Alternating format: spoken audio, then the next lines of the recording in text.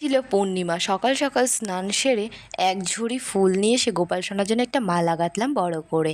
আর এদিকে গোপাল সোনার জামা কাপড়গুলো খুলে দিলাম, দিয়ে গোপাল সোনাকে একটু সুন্দর করে স্নান করিয়ে দিয়ে ভালো করে গাটা মুছিয়ে দিয়ে একটা সুন্দর দেখে জামা পরিয়ে দিলাম। জামাটা পরিয়েছি, এটা আমি নিজের হাতে বানিয়েছি। তো গোপাল সোনার মাথায় একটা ময়ূরের পালক গুজে দিয়েছি, দিয়ে একটা তুলসী পাতা দিয়ে দিলাম। গোপাল সোনাকে সিংহাসনে বসিয়ে একটা ফুল দিয়ে দিলাম। দূর করে বড় সড়ো করে একটা মালা গেঁথেছিলাম, সেটা গোপাল সোনার গলায় পরিয়ে দিলাম। তারপর সিংহাসনটা সুন্দর করে সাজিয়ে দিলাম। এদিকে জেঠিমা জনতাটা ধরিয়ে দিয়েছি। তো এর ভেতরে আমরা রান্না করব গোপাল সোনার জন্য। তো এদিকে দেখো সুজি, লুচি, এদিকে সিন্নি, ফল সব কাটাকুটি কমপ্লিট হয়ে গেছে। গোপাল সোনার জন্য মালপোয়াটা আজকে আমি নিজের হাতে বানাবো। এইদিকে দেখো মালপোয়াগুলো গোলা হয়ে গেল, একে একে গোপাল সোনার জন্য মালপোয়া ভাজা হয়ে গেল। চলো এবার গোপাল সোনার সামনে দেওয়া যাক মালপোয়াটা। তো মালপোয়াটা সামনে দিয়ে একটা তুলসী পাতা দিয়ে দিয়েছি। তো এইদিকে আমি পুজো করতেও বসে পড়েছি। কমপ্লিট হয়ে গেছে। জেঠিমা এখানে পাঁচালি পড়ছিল, যেহেতু আজকে পূর্ণিমা ছিল সেই জন্য। তো চলো গোপাল সোনাকে মালপোয়াটা খাইয়ে দিই।